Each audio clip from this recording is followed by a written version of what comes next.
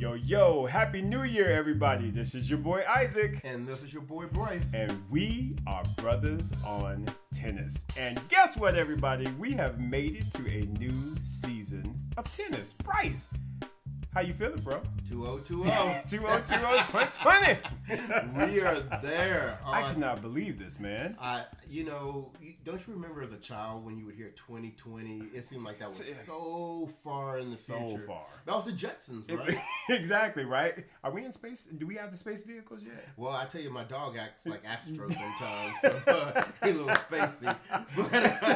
And quietly, shit, those Teslas might be the framework of the future. Quietly, exactly. Man, crazy. But no, I'm really excited. I mean, we talked about at the end of last season that the 2020 season is going to be popping. There are so many players that are playing really well. Yes. Grand Slam titles going to be contended for. You got the Olympics going on. Ooh, we yes. got new cups going on. Yes. It's going to be good. Right. And I mean, speaking of new cups, what's up with this whole ATP Cup? I mean, I know we talked about it towards the end of the season, but I don't know. It's shaping up into being even better than what I guess I expected it to be. Yeah, I mean, I'm really liking it so far, and I think you were the one that told me that it is actually the replacement for the Hopman Cup. That's right. Minus the women. Which is tough, yeah. But maybe they'll look at bringing that around sometime later. But for our listeners, if you're not already watching tennis this year, it's going on. Hey. And what Isaac is referring to is the ATP Cup. It is a completely new event. It is based in Australia across 3 different cities, Perth, Brisbane, and Sydney. And it is based on 24 different countries, 24 different teams. Mm-hmm. And you have basically a first singles, a second singles, and a doubles. Right. And so they've broken up these 24 teams into 6 different groups. So it's 6 groups of 4. Yeah. And there are 2 groups in each one of the cities that I named. So what will happen is you play a round-robin format where you play the other 3 teams in your group. Mm-hmm. And then at the end of the day, the team that has won each one of the groups will advance to the quarterfinals. And then those final 2 quarterfinal spots will be filled by the teams with the highest number of points that came in second place. Right. So it really makes every single rubber a very important match because you don't know how the tiebreakers are going to kick in. Right. If you end up being not a winner of your group, but maybe you finish high enough that you can still get in. Right. So I just wanted to quickly walk through who is in each group. Yeah, absolutely. So in Brisbane, we have groups A and F. Mm-hmm. In Group A, you have Serbia, France, Chile, and South Africa. Okay. In Group F, you have Australia, Canada, Germany, and Greece. Right, okay. Then we move over to Perth, which has groups B and D. Okay. Group B has Spain, Japan, Georgia, and Uruguay. Okay. And then Group D has Russia, Italy, Norway, and the United States. USA! There you go. And then finally in Sydney, you have Group C and E. Group C, you have Bulgaria, Great Britain, Belgium, and Moldova. And then in Group E, you have Croatia, Argentina, Poland, and Austria. Man. Now, I'm just going to jump out there and say what we call the group of death is Group F. Because you have Australia, that's Nick Kyrgios, that's Alex de Minaur. Yep. You have Canada, FAA, Shapovalov. Yep. Germany, you have Zverev. And Struve. And Struve. There you go. And Greece, you have Tsitsipas. You have Tsitsipas. Our year-ending champion. So the tournament started a couple of days ago. Right. And actually, I mean, I know we've been watching it, Isaac. Yeah. I'm liking the format. Dude, the format is really, really nice. And I think you were even mentioning, it feels like it's a meld of all of the different cups. So you've had the Laver Cup, you've got Davis Cup, you've got Hopman Cup. I mean, it's all of these different cups that have kind of been melded into a new event. And I have to say, it's pretty intriguing. It's pretty interesting. And you know what? And it's also impressive the level of player that they were able to attract. Now, one of the differences with this cup versus some of the others is they are actually getting ATP ranking points for this. So this kind of puts it on a different level than some of the other cups because you can raise your ranking, by playing here. Which some people have gotten a little bit salty about. But salty! We'll make Mr. Opelka a hot topic sometime later, but we ain't got time to talk about him today. So I do want to call out one thing, though. Yes. One thing that this tournament is missing, and one country you did not hear me name was Switzerland. Yeah. And actually, I think Switzerland would have maybe been the team to beat. Because if you think about having two singles players, and if you have Roger Federer as one, and you have Stan Wawrinka as the other, and then together they are a Olympic gold medal winning team. Yep. I'm not saying they're going to win, but you'd have to. You got to put them up at the top. Spain, they would be who I would expect to see on the final day. Right? Absolutely agree. So disappointed, but we understand why Roger's taking time off now. It's going to be a full year. Yeah. Stan is off team building with his team in the Middle East, so you do you. That's right. And good luck to all of these guys. But we've already seen some really good matches. Absolutely. Your boy Casper Ruud, he has a win already over John Isner. He climbed up on Isner strong, and he gave 2 whole biscuits to Fabio Fognini. He was like, "Ain't nobody scared of you."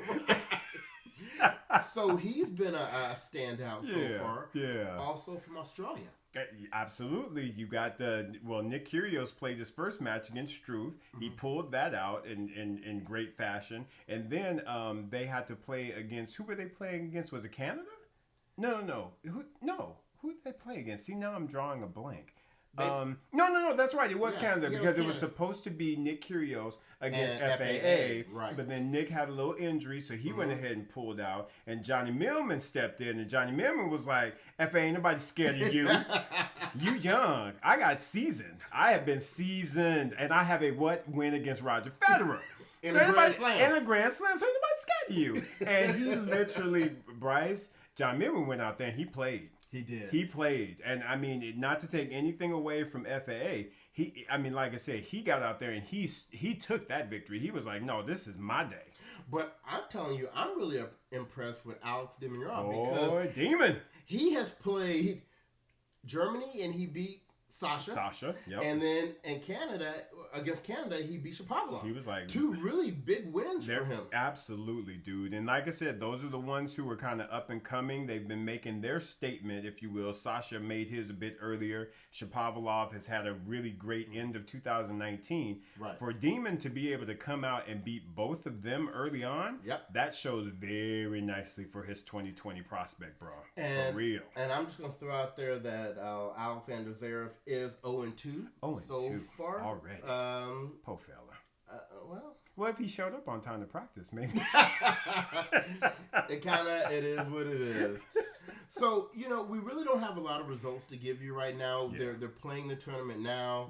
Yeah. So we don't know who the winners are of each one of the groups, but we do know in one group, and that is in Group F, the Group of Death. The Group of Death. Australia is the only one to have clinched a quarterfinal berth thus far. That's right. Australia, no matter what they do against Greece, is in. And I have a feeling they will show up against Greece just because it's Tsitsipas, and they want to make a statement. I think they are coming out the blocks like, you know what? Not only are we trying to represent because this is being hosted in our home country for one, but secondly, they're trying to get themselves ready for the Australian Open, and they're not trying to give anybody anything. So I honestly feel like they are definitely the team to beat. Right, and I tell you another reason why I don't think Greece is going to beat Australia, and that is even if Tsitsipas wins, which is still very likely. Yeah, he wins whatever match he is going to win. Whoever plays number 2 for Australia is going to smack up on whoever they decide who's second in Greece, and then they're definitely going to win the doubles. Absolutely. So there's a 2-1 victory for them right there. So anyway, listeners, get out there, watch the ATP Cup. This is the very first year, and we'll be here to talk to you about the results next week. Absolutely. It's good stuff, folks. Got to watch that tennis. Man, Bryce, going on to or moving towards or moving on to the lady side of the half, I mean, good Lord, they are starting out popping. Strong. I mean, the ladies are starting out strong. They've got 3 events going on this week. And I tell you what, they ain't shy. Everybody has definitely been like, okay, yep, I did my off season. I'm ready to come back. Right. And man, so we've got 3 tournaments, one in Shenzhen, we've got the Brisbane International, and then you've got the ASB. Right. I want to throw out one thing before we go through the draw. Yeah, for sure. Unfortunately, we did hear that Venus Williams had to pull out of Brisbane due to an unexpected. They didn't even really call it an injury. They said an unexpected setback. Right. So it didn't. I mean, that doesn't make it sound like it's something too serious. Sounds like it's maybe a little more precautionary to keep her out. Right.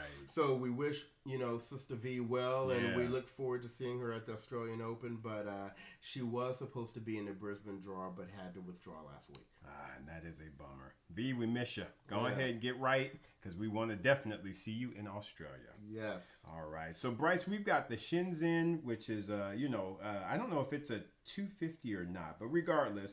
I think it's a 250. Yeah. You've got basically the top 4 seeds are Belinda Bencic, Sabalenka, Elena Mertens, and Wang. And for the most part, not too many, big names in there. You got Muguruza that's floating around in there. But overall, it's a pretty straightforward draw. Question for you. Kind of what's your perspective on who you think will make it to the semis and who will win? Well, I'm going to start the year off by, trying to be a little bold here. Hey. I definitely see Bencic as the number 1 seed making it through to the semifinals. Yeah. I see her meeting Wang. Okay. In the semis. And then down below, I see Mertens facing Zhang Sai. Oh, it's you and Zhang Sai. I saw that Zhang Sai down there, and I was like, she does have one victory over Sabalenka. she took that final over her last year. She did. Yeah. So, good. Okay. So that's where I went. Gotcha. What did you do? Well, honestly, I had the same 3, except I actually did think. I think Sabalenka is one of those revenge players. Okay. And I think she's going to spank up on her when they meet in the quarterfinals, which I believe they will. I don't see any of those other folks getting in the way of that. But yeah. So I have Sabalenka, Mertens, Wang, and Bencic. And overall, my final is Bencic against Sabalenka. And surprisingly, I actually select Bencic. You know how hyped I am about my girl Sabalenka. That's my girl. Yeah. Y'all just won't leave me alone with this guy, Carolyn Garcia. I tell you what, Carolyn, I do love you, but yeah, you did fail me. But anyway, but I tell you what, I just think that Belinda Bencic is going to come out in 2022, and I think her perspective is going to be, I am going to be a top 10, if not top 5 player. And let me tell you where I think she really got the burn on that, and that was at the end of the year when she solidified her spot to get into the year-end championships. Right. And then ended up making it to the, did she make it to the semis or the finals? I think it was the maybe it was the finals. Yeah, because I can't remember, because I know Svitolina won, right? No. See, I'm getting confused. I don't know. I can't. It's been a long time, man. That off season was good. I know we're sitting here doing a tennis podcast, and we can't even remember what happened a month ago. I'm trying to tell you, man. That memory gets you, man. But I mean, she's done very well. I mean, regardless, and I just think that the fire from last season towards the end of the year, I really truly believe that she is going to be able to rebound, and she's really going to try and make 2020 kind of even more of a breakout season, because I think 2019 was breakout only because she was getting back on the tour, reestablishing herself as a prominent force, if you will. But in truth, I honestly believe that 2020 is going to be an even better year for her, and she's going to have a lot more results to really be able to, speak on. Right. So it looks like Bencic lost in the semifinals. It was the semis. Okay. Yeah, because in the finals we had Barty against Svitolina. That's right. There you go. Good Lord. Well, I have in the finals Bencic, like yourself, against Zhang Zhang Shai. Sai. Okay. And but I also bench You her picked for a Benji lot to of win. the same reasons for what you stated. Yeah, I think she's definitely, like I said, wanting to make a statement coming into 2020. Yeah. So I really believe that she will end up getting it done. All right. Yeah. So moving on to Brisbane, and that is the tournament. That's the premier tournament there. And you've got the top 8 seeds are Ashley Barty, Pliskova, Osaka, Svitolina, Kvitova, Kiki Bertens, Joanna Konta, and Madison Keys. And y'all, that's fire. That's the top of the top right there. And I mean, we're not even talking about other folks that are sprinkled up in there like a Sharapova, a Sloane Stephens that ain't got a ranking anymore. Yastrzemska's up in there. Kerber is up in there. I mean, every single matchup in this draw. Sophia Kenin is up in there. Sakari. This draw, folks, is ridiculous. Right, yeah. If you want to watch a tournament, you need to be watching Brisbane because this is crazy. It will be good up until the last match. Every single matchup in here is just good, Bryce. Right. I don't know about you, but I'm very excited about this. And remember, Venus was originally supposed to be part of this draw as well. That's right. So. That may have been why she pulled out. You wrong for that. She was like, woo. She's like, that field is hot. I might need to rethink. I want to at least go out and have some confidence after this tournament, too. I ain't trying to go out first round. That's funny. Man. But Bryce, with that top 8 seeds, let's go ahead and let's do something similar to what we did with Shenzhen.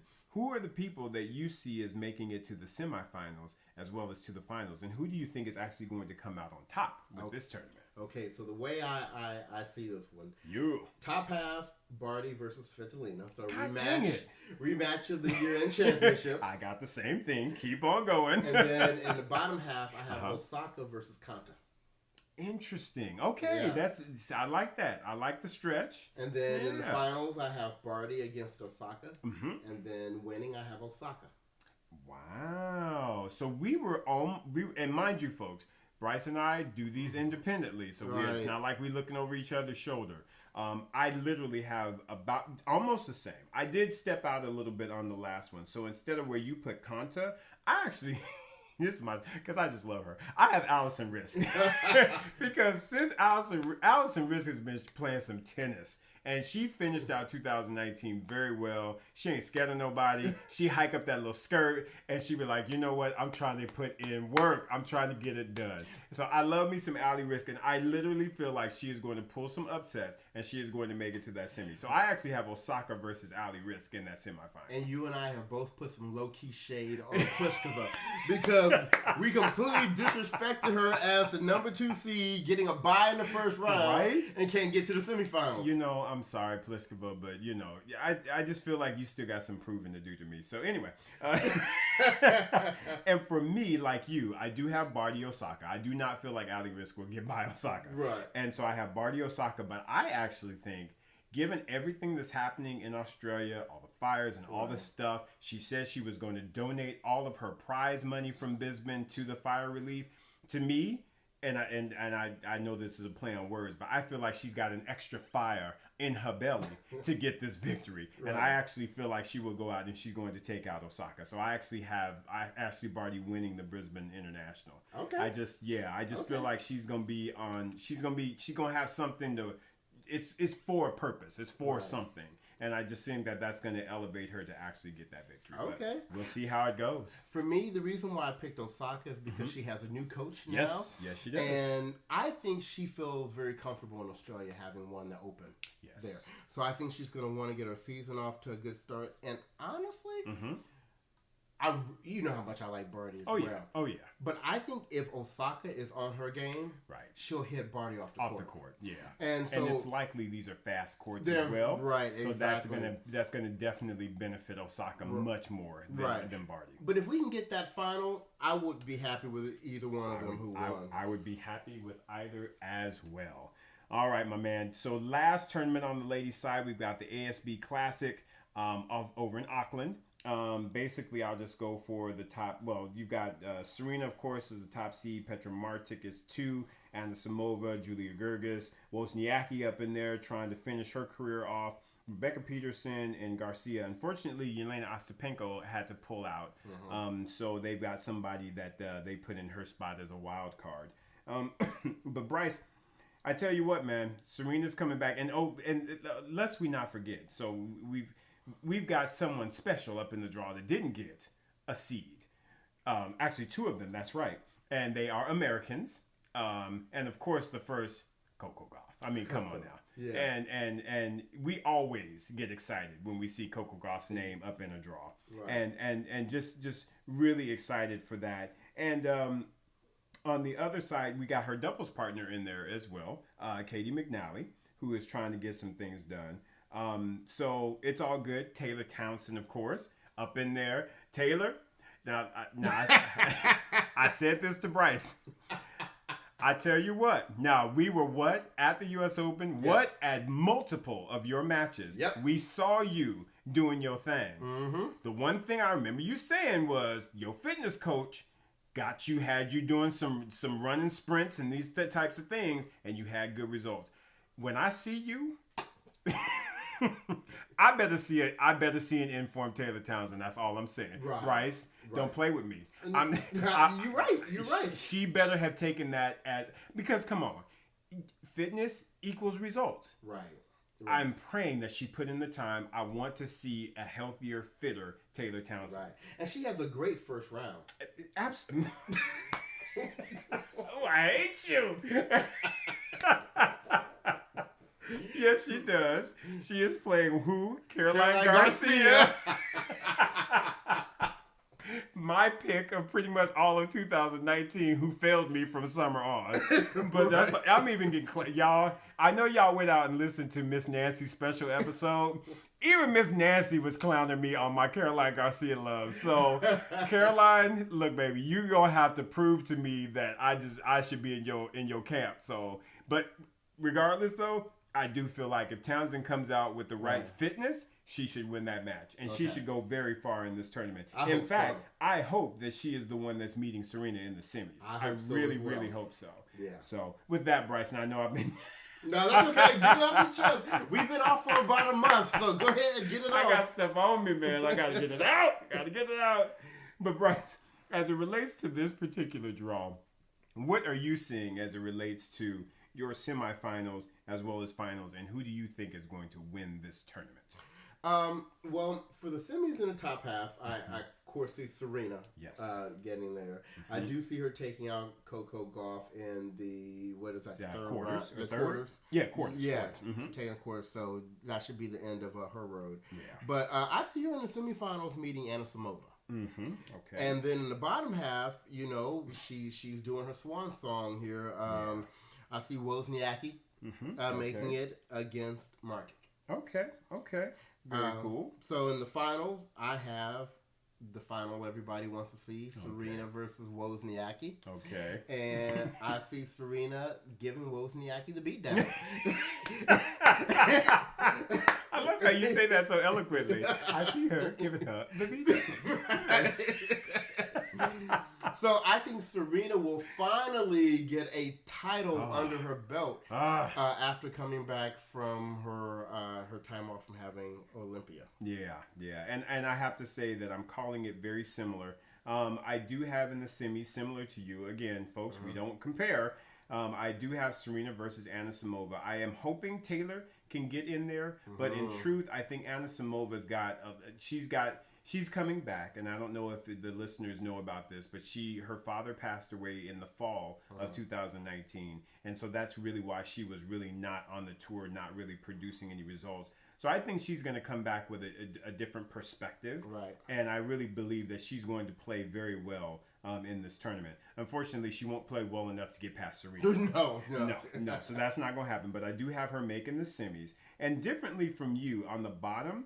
For whatever reason, I just feel like the moment's going to kind of get to Wozniacki. And I think that Julia Gerges, I have a feeling Julia Gerges is going to put them things on Wozniacki. And she's going to cut her run a little bit short. So, excuse me. So I actually have Julia Gerges versus Martic in the semifinal. Okay. And I have Gerges actually making it to the final to compete against Serena. Okay. But I do have, like you, Serena finally getting a tournament post-Olympia. Yes. And it's about damn time. Because, Serena, I hope you're listening because I'm tired of this. Go and get you a tournament. I'm tired of this, Bryce. I got to get off my chest. I'm tired of this. You better than this. You better than them finals that you've played. We need to start somewhere. And the start to me is getting a championship under your belt. Finishing out a complete week and being the number one. Yes. To me, that must happen. And to me, if you do that, you will gain a lot of confidence going into the Australian to put yourself in the position to finally tie Margaret Court. Don't be playing with me, Serena. Let's get it done. Exactly. The time is running out. Exactly. Time is running out. And then, Bryce, of course, we got the doubles. Yes. So go and speak on the doubles. So, normally, listeners, we only talk about the singles draw unless there's something really exciting in the doubles draw. And we have really two very interesting teams. In the top half of the draw, we have, because Wozniacki is retiring and Serena's one of her best friends. Yep.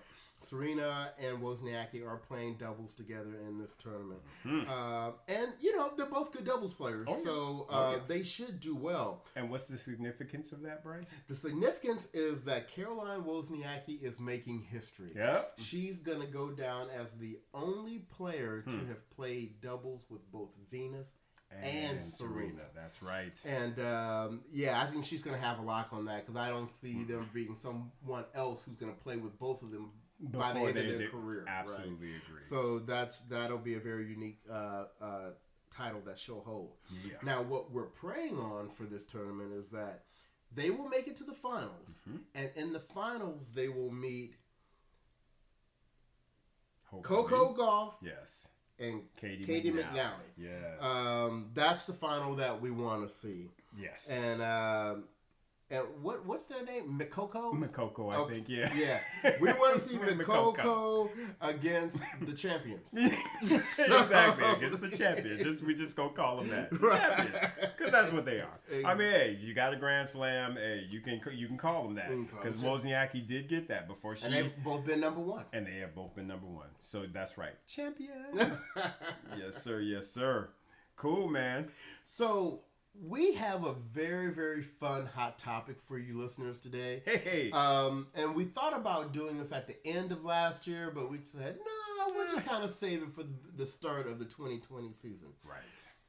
We want to hand out our first annual Bruthas On Tennis Awards. That's right. End of the year, end of the season awards. Yes. And we have a couple of different categories. We have, of course, the always Player of the Year. That's for right. both men. And all of these are for both men and women. That's right. So we have Player of the Year. We have Newcomer of the Year. That's so right. who was kind of the new, hot, flashy one on the tour that was really doing some stuff. We have the Breakout Result of the Year. So what players during the year had a tournament or a week or a win that really catapulted them onto the next level. We have the upset of the year, and I think we've got some good ones there. That's right. Exactly. We have the Mr. and Mrs. Petty of the year. Yes, we do, folks. And that should be self-explanatory. Right. But we have the very unique Bruthas On Tennis special, You So Crazy. You So Crazy. Award. And we kind of came pretty quickly to who was going to win that one. And you probably already know as well. Exactly. So, Isaac, let's start with the first category. And it shouldn't be, any real surprise to anyone, but Players of the Year. Yeah. I mean, honestly, Player of the Year, how can you go wrong with the people that finished number one for the year, which is Rafael Nadal and Ash Barty? I mean, come on. They had outstanding years. I mean, Rafa, mind you, we understand he and Djokovic both won 2 slams. But to me, Rafa he claimed his 12th French Open title. Right. Folks, that's just ridiculous, first of all. It's ridiculous. And to then come back and then get on a hard court, the fast courts of the U.S. Open, and to be able to gain that Grand Slam, I'm sorry, but that to me definitely warrants him to be Player of the Year. I mean, just incredible results. Right. And then as it relates to Ash Barty, I mean, here's the funny thing with Ash Barty. we originally thought that she could have been listed as maybe the breakout player of the year, or the new, really the breakout result. Kind of breakout result. Because, first of all, she wasn't really on our radar in terms of winning a Grand Slam. Right. But not only did she win a Grand Slam last year title, she won the one that we all thought she was most likely to not win. The most unlikely to win. Exactly. The French. And so so the fact that she did that was really strong. Yes. But something that she did that Nadal didn't even do is she not only finished the year number one in singles, she finished the year number one in doubles as well. Exactly. So she was really putting in the work. Yes, she was. And getting them W's. Getting those W's. So well deserved to both Nadal and Barty. Absolutely. Congratulations, you two. Right. Yeah. So then we have our newcomer of the year. And, one of the things that... this was a very interesting one because when you think of newcomer, it isn't necessarily the one that just had the best results. Right. It's almost like a most improved, but the most improved is coming from really unknown, right? Exactly. And I don't remember what he was originally ranked in January of last year, but it was in the triple digits. I was about to say. So let's just leave it at that. He was in the triple digits, and he ended the year, I think maybe 2021, somewhere around there. Correct. And that would be close to FAA. That's right. Felix Auger-Aliassime. That's right. He went from nobody even really thinking about him to being someone that players didn't want to meet in the draw. Exactly. Someone that people are really saying could be the future of men's tennis. Absolutely. I mean, this kid is he was 18 last year. I think he may have turned 19 now. Just turned 19. Right. So you have an 18-year-old kid that has just jumped on the scene and really, really put in some work and got some really great results. Right. Incredible results. 3 finals, I believe he was in in 2008. 3 ATP finals, folks. An 18-year-old on the men's tour made 3 ATP finals. And we're not talking about 250s on rocks. I mean, these were some really good tournaments with good people in them. So, I'm like, Bryce, to me, he definitely deserves that newcomer award because he jumped on the scene. And mind you, we've kind of picked at him a little bit. There's still some holes to be worked out in his game. But overall, he has done a fantastic job and to me, definitely deserves that award. Right. How about you? Yeah, I definitely thought he was deserving of this. And if we thought that FAA was deserving on the men's side, talk to us, Isaac, about who got it on the female side. So on the female side, we are staying north. And we are the North remembers. The North remembers. And why? We are going with Andreescu as the newcomer of the year. So Canada, congratulations to you for getting both men and women's awards. Yes. Listen, Andreescu jumped up on the scene and she was like, simply put, I ain't scared of none of y'all. I ain't scared of none of you. I'm going to get up in the Indian Wells. I'm going to win that. She won Miami. No, she won Indian Wells. No, she did win Indian Wells. That's right. She won Indian Wells. She won her home tournament in Toronto. That was when she defaulted, or Serena defaulted against her. Right. And then it was like, okay, I don't want 2 premier events. Why not win a Grand Slam? Exactly. So I'm going to get up in this U.S. Open and put them things on, unfortunately, on our girl Serena. Right. But she made sure her back was good first. She made sure her back was right. Exactly. And then she put them things on her. So I'm sorry, folks, but you have got to give Andreescu newcomer of the year. She has been phenomenal, and she just really produced some great results in 2019. Right. Just incredible, man. Anything on Andreescu that I missed, Bryce? No, just that we were so impressed with her watching her practice at the U.S. Open. I mean, incredible. She's got game. She's going to be around for a while. We are a little concerned with her being a little injury prone. That's right. But if they can keep that, right, she'll have a great career. Absolutely agree. And Bryce, next category we've got breakout results. Yeah. So I want you to talk a little bit more about who won that award for Bruthas On Tennis. Yes. So, when you think about dominating and when you think about being on a run, during the hardcourt summer season,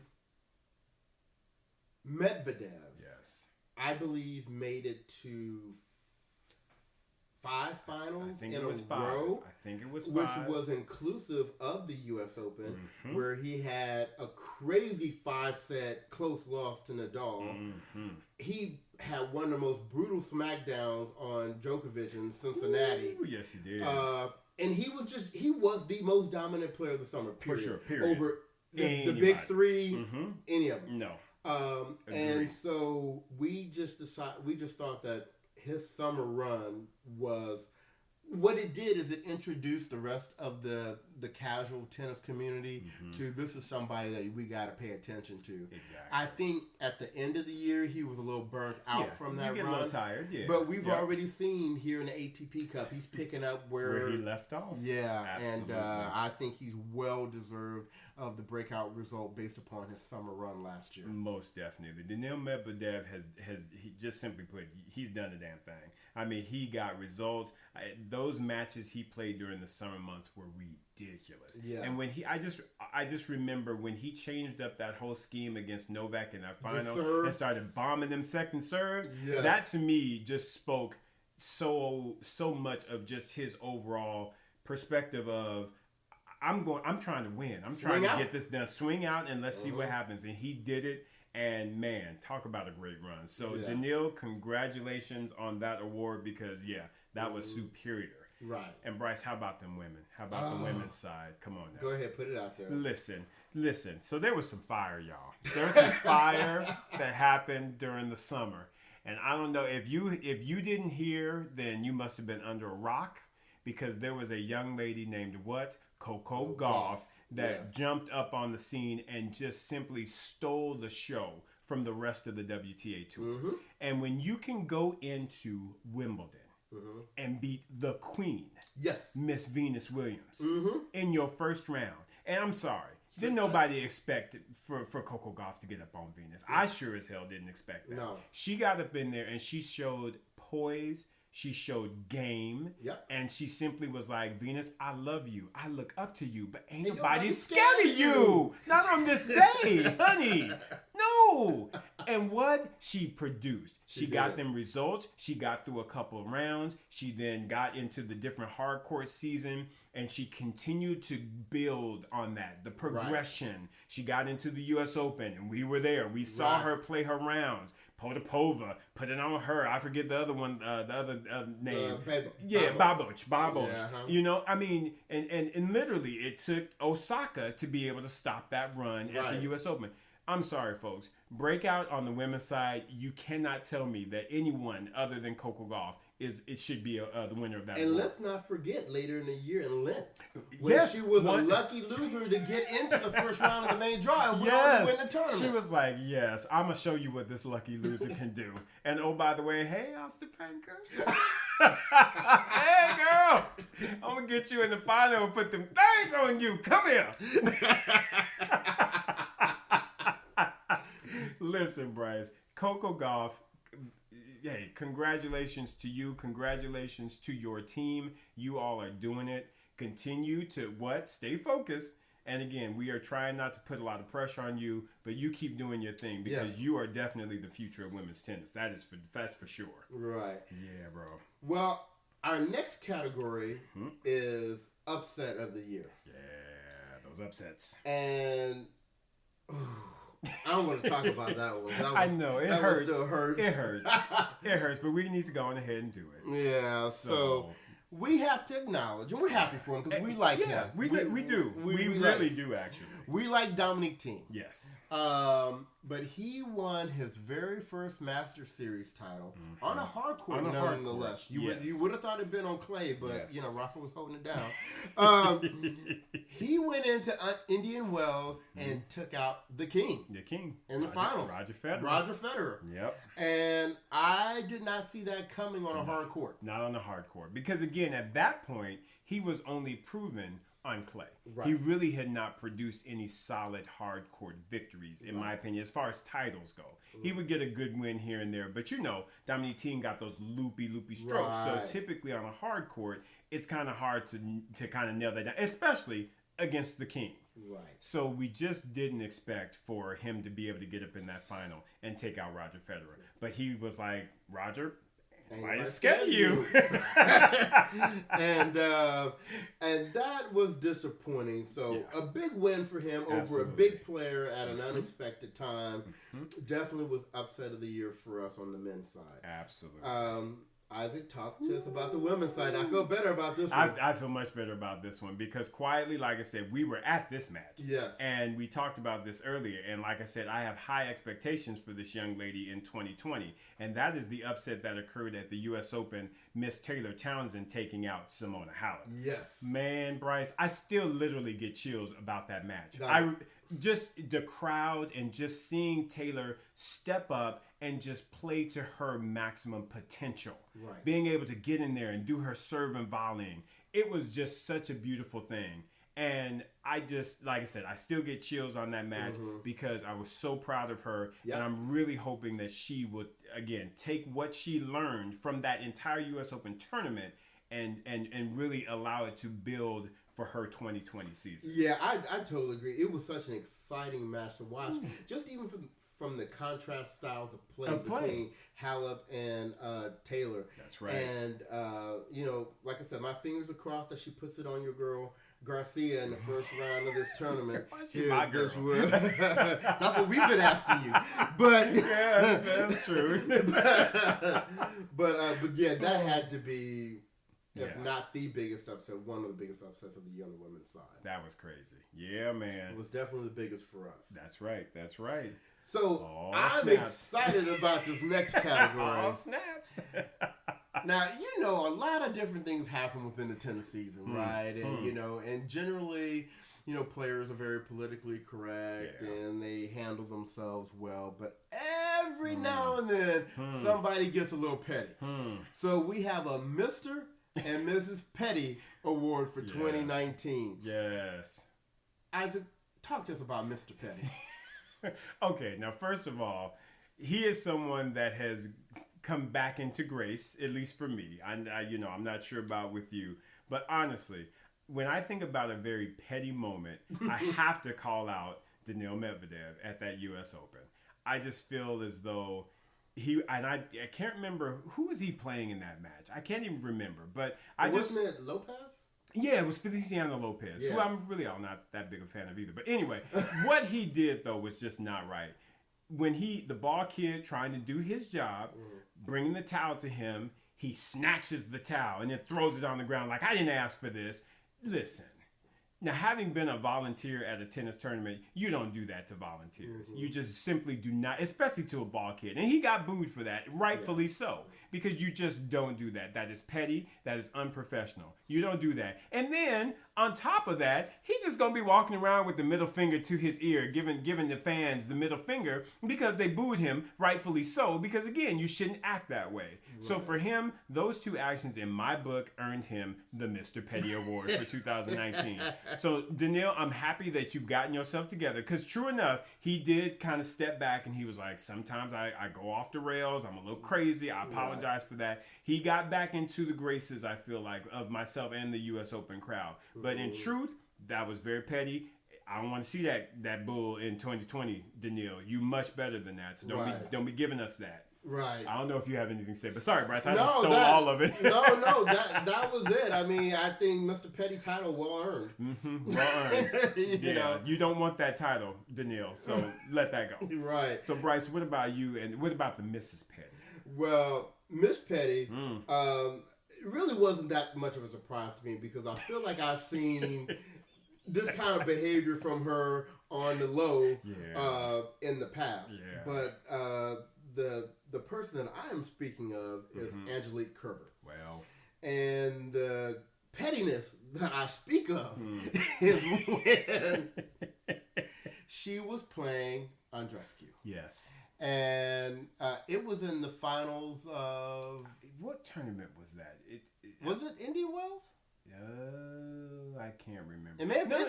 Was it the finals? Maybe it wasn't the finals. I don't think it was the finals. finals. I don't think it was the finals. I think it was finals. But I think it was at Indian Wells. I think they were right. I think it was Indian Wells. Correct. So Angelique Kerber, because during the match, now this does happen. Yeah. People do use gamesmanship, right? And sometimes they will kind of call for a trainer when they maybe really don't need it to try to break up the momentum of their opponent or something like that. Right. But we've already seen with Andreescu, she's a injury little prone. injury prone. She's injury prone, yeah. So I think she had to call the trainer a couple times. It probably got Angelique Kerber's head. She probably thought she was going to stroll to victory. Right. And Andreescu put them things on her. She did. And so when they came to the net at the end of the match to shake hands, Angelique gave her the whole limp wrist handshake and actually said to her that she was the biggest drama queen ever.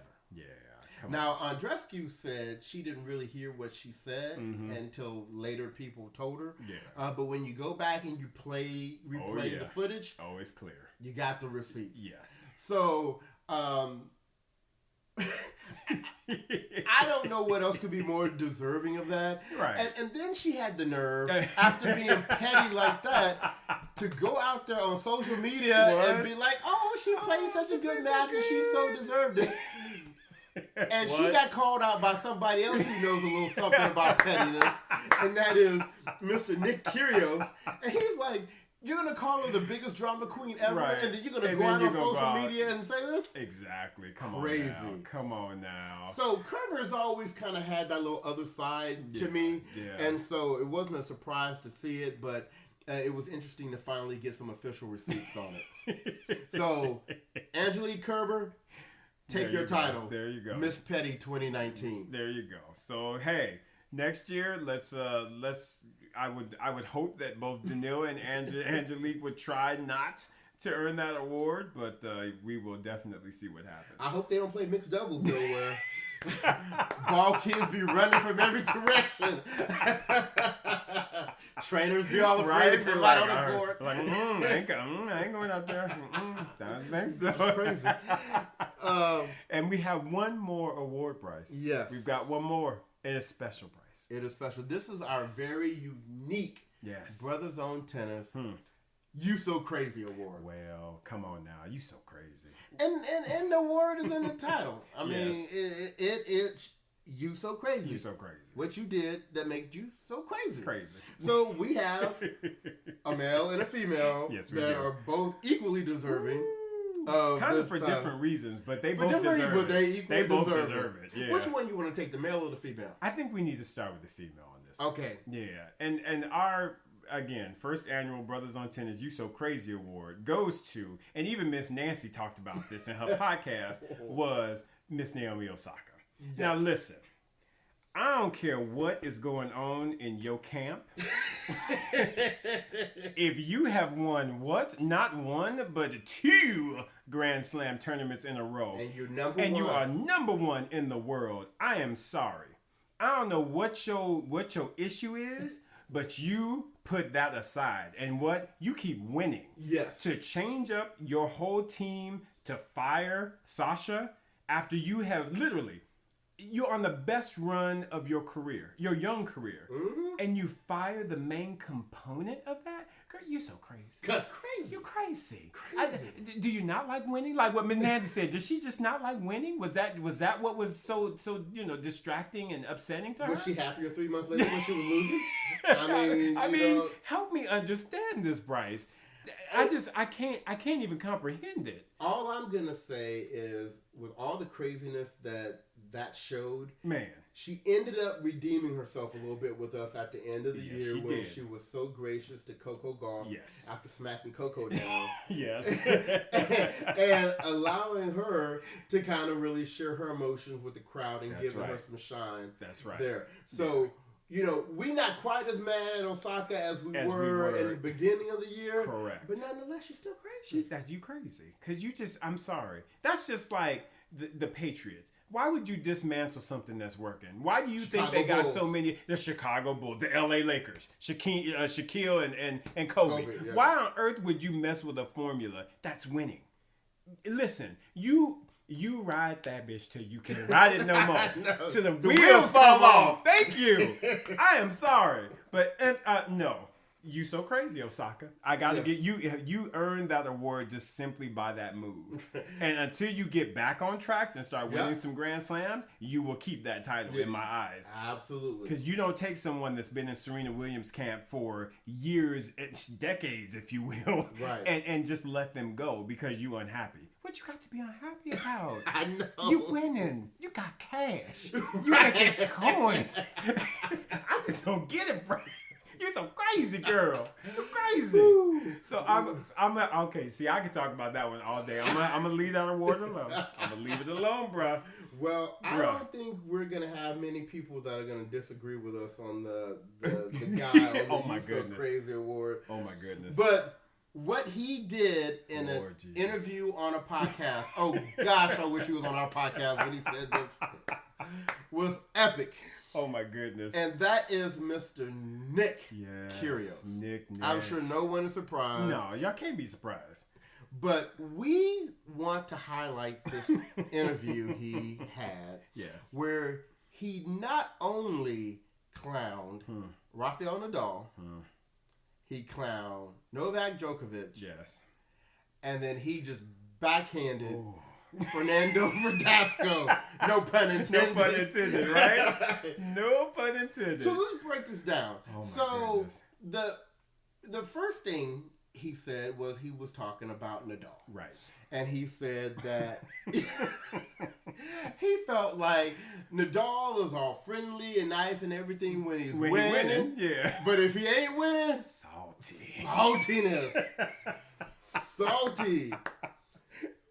And he says nothing about his antics when he wins, but if he loses against him, now he's all unsportsmanlike. Right. Uncle Tony saying he's uneducated, this and that, and so he was saying, "Don't be mad at me because I know how to beat you." Because I know how to beat you. Right. Simply put, don't hate because I can get up on you. Exactly. So that kind of had us catch our breath a little bit, like okay.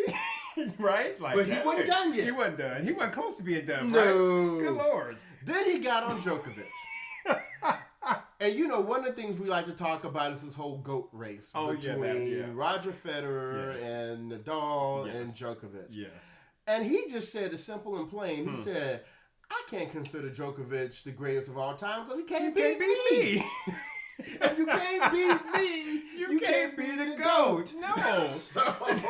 I mean, it's pretty plain. Right. 1 + 1 = 2. I can't disagree with him on that. He was like, until you beat me, no, I cannot consider you to be the GOAT. And then he went on to say, Djokovic is so desperate for love and wanting to be liked. Yep. He said it's so embarrassing when he does his whole boot celebration at the end. Just called him desperate. When somebody go give this dude a hug, I mean, just really went in on him. But like you said, he has not taken a loss to Djokovic. I think he's on him 2-0. He's 2-0 on him. But he still wasn't done. He wasn't done. He still wasn't done. He still had some juice. He did, and that juice was saved for who? Mr. Fernando Verdasco. Oh my goodness. And he talked about his level. Now, which by the way, I've heard of before, that Fernando is very arrogant. Oh, no. I volunteered at the UCLA tournament, and I used to cart around Fernando Verdasco and Feliciano Lopez. And both of them had a very high level of arrogance to them. So I absolutely believe, and because I've seen it. I didn't try to interact with them, but I saw how they interacted with others as well as with fans. Right. Very arrogant. Yeah, and you know what? And Kyrgios was there to put it in proper perspective. Yes, he did. Because he said, first of all, as a tennis player, your backhand is very average. So don't be getting hyped on your game. Exactly. And then number two, not only is your backhand average, but what you arrogant about? You hit a ball across the net. Well, there you go. You hit a ball across the net. That's all you do. You're not saving no lives. Exactly. You're not operating on people on the table. You hit a ball across the net. Hit the ball across. Exactly. Let's keep it real. So he put all that shade out in one podcast interview. Nick, we need you to come share some of that love on Bruthas On Tennis. Bro. You got to. We need you on this show, bro. You would fit so well.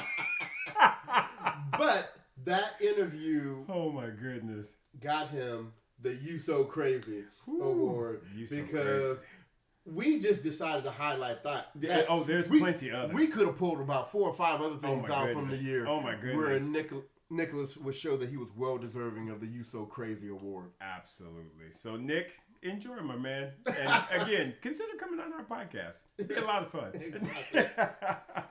So. Speaking of the podcast, we're going to go ahead and wrap this episode up, but we have some really exciting news for everyone.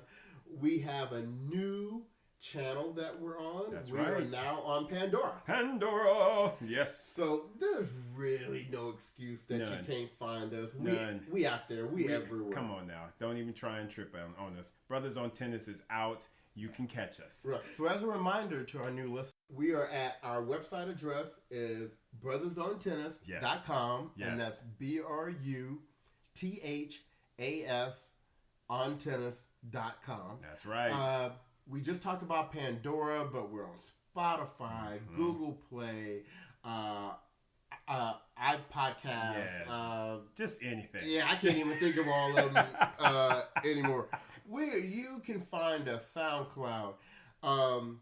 But find us. We're on Facebook. We're on Instagram. And we have a lot in store for you in 2020. Absolutely. So we're going to be keeping you up to date, up to speed with all the happenings on the tour. We're going to give it to you real. We're going to give it to you with juice. Come on. And hopefully you will enjoy. That's right. That's right. Listen in, folks. We got a lot planned for you in 2020. That's for shizzle. Yeah. So get out there. Watch some ATP Cup. Watch some of these great women's tournaments we have going on this week, and we will get back with you next week. So, signing off from Brothers on Tennis, this is your boy Bryce. And this is your boy Isaac. And we will talk to you later. Have a good one. Be safe out there.